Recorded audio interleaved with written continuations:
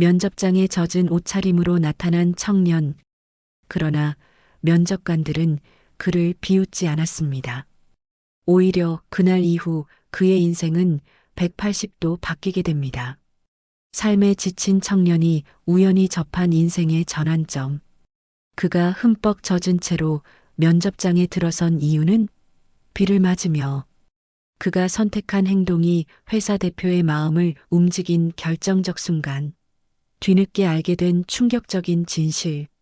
인생은 때때로 가장 예상치 못한 순간에 방향을 바꾸게 됩니다. 살아가면서 정말 옳은 선택은 무엇일까요? 비가 내리는 좁은 고시원 창가에서 강민수는 주름 하나 없이 다림질한 셔츠를 들어 올렸습니다. 오늘은 그의 인생이 바뀔 수도 있는 중요한 날이죠. 3번의 공채 탈락과 5번의 아르바이트 해고를 겪은 후 드디어 국내 대기업 최종 면접 기회를 잡았습니다. 병든 아버지와 동생의 등록금까지 책임져야 하는 그에게 이번 면접은 그저 취업의 문제가 아니었어요. 생존의 문제였습니다. 이번엔 진짜 끝장 본다. 포기할 수 없어. 거울 앞에서 넥타이를 매만지며 민수는 자신에게 다짐했어요. 손끝이 미세하게 떨렸지만 눈빛만은 단단했습니다. 마지막 남은 정장은 3번이나 드라이클리닝을 거쳐 이제 옷감이 얇아져 있었죠. 그래도 오늘만큼은 누구보다 단정해 보이고 싶었습니다. 창밖으로 비가 더 거세게 내리기 시작했어요. 민수는 깊은 숨을 들이마시며 낡은 우산을 집어들었습니다. 지갑을 열어보니 5,000원짜리 한 장이 전부였죠. 택시는 꿈도 꿀 수 없었어요. 버스를 2번 갈아타고 지하철로 이동해야 했습니다. 시간은 충분해. 침착하게만 가면 돼. 하지만 고시원을 나서자마자 비는 더욱 세차게 내렸어요. 우산을 쓰고 있어도 바람에 휘날려 옷이 젖기 시작했습니다. 가뜩이나 불안한 마음에 이런 날씨까지. 민수의 가슴은 더욱 조여들었죠. 버스 정류장으로 달려가는 민수의 눈앞에 갑자기 휘청거리는 노인의 모습이 보였습니다. 여든이 넘어 보이는 노인은 비를 맞으며 리어카를 끌고 있었어요. 무거운 폐지들이 비에 젖어 더욱 무거워진 듯했죠. 그 순간 노인이 미끄러지며 리어카와 함께 쓰러졌습니다. 민수는 잠시 멈춰 섰어요. 지금 도와주면 면접에 늦을지도 모른다는 생각이 스쳤습니다. 하지만 그의 발은 이미 노인을 향해 달려가고 있었죠. 괜찮으세요? 많이 다치셨어요? 민수는 우산을 노인 위로 옮기며 물었습니다. 노인의 손은 차갑고 거칠었죠. 팔꿈치에는 이미 피가 배어나오고 있었어요. 민수는 재빨리 손수건을 꺼내 노인의 상처를 닦아주었습니다. 고맙네. 이런 비에 젊은이가. 노인의 목소리는 떨리고 있었어요. 민수는 노인을 일으켜 세운 뒤 쓰러진 리어카를 바로 세웠습니다. 비에 젖은 폐지들이 무거웠지만 그는 망설임 없이 리어카 손잡이를 잡았죠. 어르신, 어디까지 가셔야 하나요? 제가 밀어드릴게요. 노인은 놀란 눈으로 민수를 바라보았습니다. 저기 골목 끝에. 하지만 젊은이, 당신도 급한 일이 있어 보이는데. 민수는 잠시 시계를 확인했어요. 면접 시간까지 45분이 남아 있었습니다. 원래 계획보다 20분 정도 여유가 줄어든 셈이죠. 그래도 충분히 갈 수 있을 거라 생각했습니다. 괜찮습니다. 함께 가요. 그렇게 민수는 한 손으로는 우산을 들어 최대한 노인을 비를 맞지 않게 하고 다른 손으로는 리어카를 밀며 골목을 걸었어요. 노인은 계속해서 미안하다는 말을 반복했지만 민수는 괜찮다며 웃음으로 답했죠. 그들이 지나가는 모습을 검은색 고급 세단이 지켜보고 있었습니다. 차 안에는 회사 대표 이한석이 앉아 있었어요. 중요한 미팅을 마치고 돌아오던 그는 우연히 그 장면을 목격한 것이죠. 이한석은 처음에 차에서 내려 도와주려 했습니다. 하지만 이미 한 청년이 노인을 돕고 있는 모습을 보고 그대로 지켜보기로 했어요. 그의 눈에는 묘한 감동이 어렸죠. 저 청년 어디선가 꼭 다시 보고 싶군. 드디어 노인과 헤어진 민수는 시계를 확인했어요. 면접까지 20분밖에 남지 않았습니다. 지하철역까지 달려갔지만 옷은 이미 흠뻑 젖어 있었죠. 바람에 우산이 뒤집혀 소용없었던 겁니다. 제발 늦지만 않게 해주세요. 민수는 간절한 마음으로 중얼거렸어요. 지하철에서 내려 면접장이 있는 건물까지 전력 질주했습니다.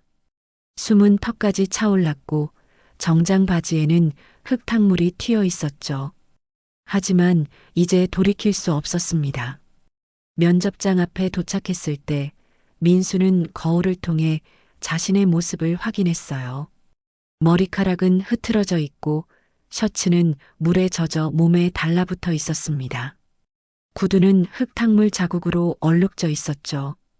한숨을 내쉬며 재빨리 화장실로 향했습니다. 괜찮아. 아직 몇 분 남았어. 최선을 다하자. 민수는 빠르게 머리를 정돈하고 셔츠의 물기를 최대한 닦아냈어요.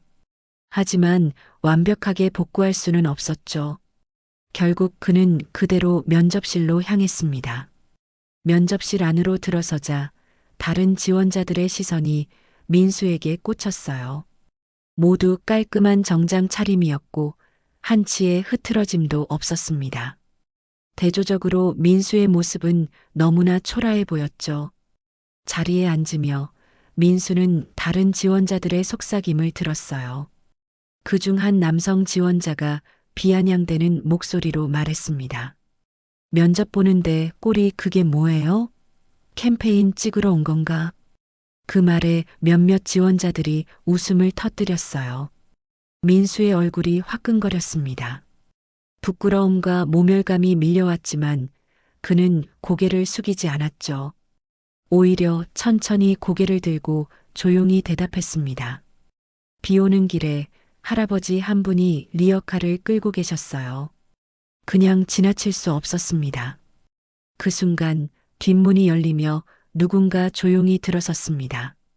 모두의 시선이 그쪽으로 향했어요. 회사 대표 이한석이었죠. 그의 표정은 굳어 있었고 눈빛은 날카로웠습니다. 이한석은 자리에 앉으며 천천히 참석자들을 둘러보았어요. 그의 시선이 잠시 민수에게 머물렀지만 민수는 알아채지 못했습니다. 면접관들이 자리를 정돈하는 동안 방 안에는 무거운 긴장감이 감돌았죠. 시작하기 전에 이한석이 입을 열었습니다. 방금 그 비웃은 분, 이름이 모두가 숨을 죽였어요. 한 남성이 당황스러운 표정으로 천천히 손을 들었습니다. 이한석은 서류를 살펴보더니 고개를 끄덕였죠. 김재현 씨 맞습니까? 네, 맞습니다. 이한석의 눈빛이 더욱 날카로워졌어요. 김재현 씨는 힘든 사람을 돕고 면접에 늦은 사람을 조롱했습니다. 우리는 그런 사람을 뽑지 않습니다. 김재현의 얼굴이 하얗게 변했어요.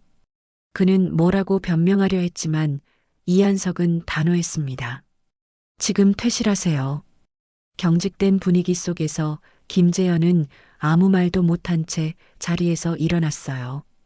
그는 민수를 향해 분노에 가득 찬 눈길을 던졌지만 곧 고개를 숙이고 방을 나갔습니다.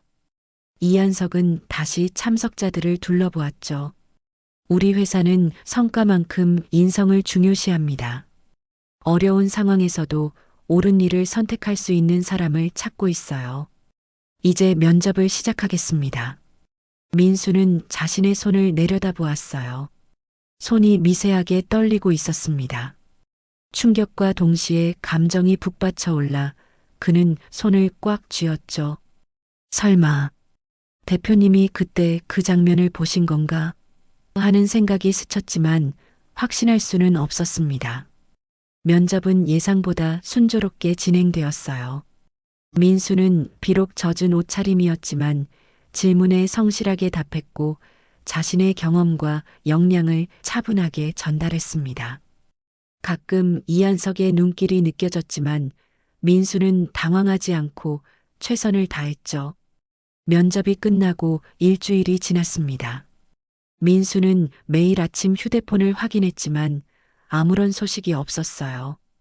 희망과 불안이 교차하는 나날이었죠. 오늘도 평소처럼 아르바이트를 마치고 고시원으로 돌아온 민수는 지친 몸을 침대에 뉘었습니다. 오늘도 아무 소식이 없네. 한숨을 내쉬며 눈을 감았을 때 갑자기 휴대폰이 진동했어요. 무심코 화면을 확인한 민수의 눈이 커졌습니다. 문자가 도착해 있었죠. 축하합니다. 최종 합격을 진심으로 환영합니다. 자세한 사항은 추후 안내드리겠습니다. 민수는 몇 번이고 메시지를 다시 읽었어요. 꿈인지 현실인지 구분이 되지 않았습니다. 떨리는 손으로 휴대폰을 내려놓고 창가로 걸어갔죠. 바깥은 다시 비가 내리고 있었어요. 그날처럼 아버지, 나 해냈어요. 민수의 목소리는 떨렸고 눈물이 한 줄기 흘러내렸습니다. 그동안의 모든 고통과 절망이 한순간에 밀려왔다가 사라지는 듯 했어요. 창밖으로 보이는 도시의 불빛들이 민수의 눈물에 반사되어 더욱 빛났죠. 다음 날 민수는 회사로부터 입사 안내 전화를 받았습니다. 인사팀 담당자는 친절하게 필요한 서류와 입사 일정을 안내해 주었어요. 모든 것이 꿈처럼 느껴졌지만 이제 현실이었죠. 그런데 한 가지 특이사항이 있습니다. 인사팀 담당자가 말했어요. 대표님께서 직접 민수 씨의 입사를 승인하셨다고 합니다. 아주 드문 일이죠. 민수는 놀랐지만 그날 면접장에서의 일을 떠올렸어요. 그리고 그날 비를 맞으며 노인을 도와주던 자신의 모습이 누군가에게 목격되었을 가능성을 생각했습니다. 혹시 그것이 이한석 대표였을까요? 입사 준비를 하며 민수는 병원에 누워 계신 아버지를 찾아갔어요. 좋은 소식을 전하자 아버지의 얼굴에 오랜만에 웃음꽃이 피었습니다. 동생에게도 전화를 걸어 합격 소식을 알렸죠. 모두가 민수를 축하해 주었어요. 입사 첫날 민수는 긴장된 마음으로 회사에 도착했습니다. 인사팀의 안내를 받아 기본적인 교육을 마치고 배정받은 부서로 향했어요. 그곳에서 민수는 팀원들과 인사를 나누고 업무 환경에 적응해 나갔죠. 그런데 입사 일주일 만에 예상치 못한 일이 벌어졌습니다. 대표 이한석의 호출을 받은 거예요. 민수는 떨리는 마음으로 대표실 문을 두드렸습니다. 들어오세요. 문을 열자 이한석이 따뜻한 미소로 민수를 맞이했어요. 앉으세요, 강민수 씨. 적응은 잘 되고 있나요? 네, 감사합니다. 팀원들이 많이 도와주고 있습니다. 이한석은 고개를 끄덕였어요. 민수 씨, 사실 오늘 특별한 이유로 불렀습니다. 중역회의에 배석해 주셨으면 합니다. 민수는 놀랐습니다. 신입사원이 중역회의에 참석하는 것은 상상도 못했던 일이었어요. 제가요? 하지만 저는 아직 괜찮습니다. 특별한 이유가 있어요.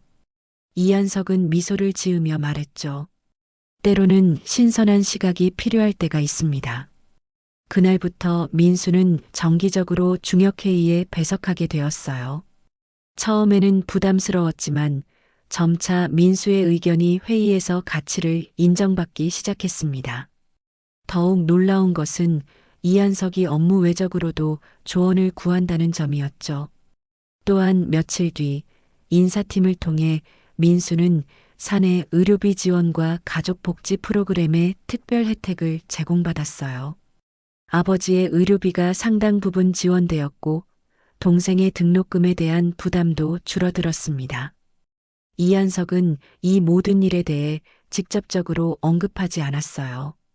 하지만 민수는 알았습니다. 누군가 자신을 믿어주고 있다는 것을, 그리고 그 누군가가 바로 이한석이라는 것도요. 어느 날 우연히 복도에서 마주친 이한석이 민수에게 물었습니다. 강민수 씨, 혹시 비 오는 날 리어카를 미는 노인을 도와준 적이 있나요? 민수는 놀라서 대답했어요. 네. 어떻게 아셨죠? 이한석은 미소만 지을 뿐 대답하지 않았습니다. 그저 등을 토닥이고 지나갔죠. 그제서야 민수는 모든 것을 이해했어요. 시간이 흘러 입사 한 달이 지난 어느 비 오는 날이었습니다. 민수는 퇴근길에 우산을 들고 그날의 골목 어귀로 향했어요. 마음 한구석에는 그 노인을 다시 만나고 싶다는 생각이 있었죠. 골목에 도착하자 정말로 그 노인이 리어카를 끌고 있었습니다. 민수는 천천히 다가가 인사를 건넸어요. 할아버지, 기억하실지 모르겠지만 한 달 전에 이 골목에서 뵈었습니다. 노인은 잠시 민수를 바라보더니 환하게 웃었어요. 아, 그 젊은이. 어떻게 있겠나? 그날 덕분에 큰 고생을 면했지. 민수는 과일 한 상자를 건네며 깊이 고개를 숙였습니다. 그때 어르신 덕분에 제 인생이 바뀌었습니다. 노인은 의아한 표정으로 물었어요. 내가 뭘 했다고 그러나? 민수는 미소 지으며 설명했습니다. 그날 어르신을 도와드리느라 옷이 젖은 채로 면접장에 갔었어요. 그런데 그 모습을 회사 대표님이 보셨더라고요. 그래서 저를 뽑아주셨습니다. 노인의 눈이 깊은 감동으로 젖어들었어요. 세상 일이란 참 알 수 없는 거구나. 내가 그날 이 늙은이를 그냥 지나쳤다면 어땠을까? 두 사람은 함께 걸으며 이야기를 나누었습니다. 민수는 노인이 매일 이 골목에서 폐지를 줍는다는 것을 알게 되었어요. 홀로 생활하는 노인에게 폐지 수집은 유일한 소득원이었죠. 할아버지, 제가 가끔 들러서 도와드릴게요. 그리고 회사 봉사단 활동으로 어르신 같은 분들을 돕는 프로그램도 제안해 볼까 합니다. 노인은 고마워하면서도 손사래를 쳤어요. 아이고, 그럴 필요 없네. 난 이렇게 사는 게 편해. 그저 내가 잘 되었다니 그것만으로도 충분하구나. 비가 오는 골목길에서 민수와 노인은 서로의 손을 잡았습니다. 그 따뜻한 온기는 쏟아지는 비보다 더 강했어요. 민수는 그날의 선택이 얼마나 큰 변화를 가져왔는지 다시 한번 실감했습니다. 3년이 흘렀습니다. 민수는 이제 회사의 핵심 인재로 성장했어요. 그의 제안으로 시작된 실버 케어 프로그램은 회사의 대표적인 사회 공헌 활동이 되었고 많은 노인들에게 도움을 주고 있었죠. 민수의 아버지는 건강을 회복하셨고 동생은 장학금을 받아 대학을 무사히 졸업했습니다. 민수 자신도 이제 고시원을 떠나 작지만 아늑한 자취방으로 이사했어요. 이한석 대표와의 관계도 더욱 돈독해졌습니다. 어느 날 이한석은 민수를 저녁 식사에 초대했어요. 고급 레스토랑에서 마주 앉은 그들은 회사 일이 아닌 개인적인 이야기를 나누었죠. 사실 그날 당신이 노인을 돕는 모습을 본 것은 우연이었습니다. 이한석이 말했어요. 하지만 그 모습에서 제 아버지를 떠올렸어요. 제 아버지도 말년에 리어카를 끌며 살았거든요.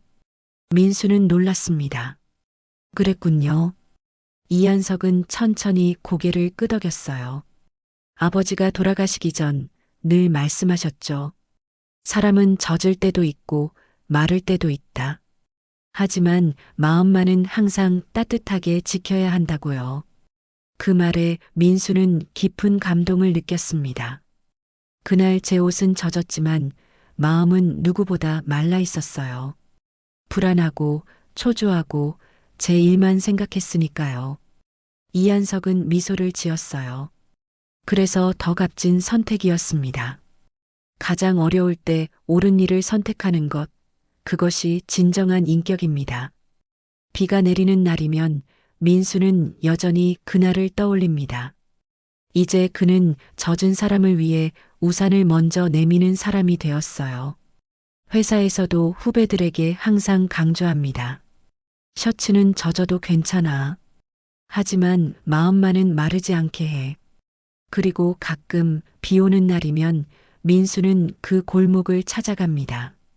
노인은 이제 리어카를 끌지 않아요. 민수와 회사의 도움으로 작은 경비원 일을 시작했거든요. 그들은 함께 차를 마시며 이야기를 나눕니다. 인생은 참 알 수 없는 거야. 노인이 말해요. 내가 그날 나를 도와주지 않았다면 우리는 이렇게 만날 수도 없었을 테고. 민수는 미소 지으며 대답합니다. 그래요, 할아버지. 인생에서 가장 중요한 순간은 종종 우리가 알아차리지 못할 때 찾아오는 것 같아요. 비가 내리는 창밖을 바라보며 민수는 생각합니다. 젖은 옷은 말릴 수 있지만 마른 마음은 다시 적시기 어렵다는 것을. 그리고 가장 어려운 순간의 선택이 인생을 바꿀 수 있다는 것도요.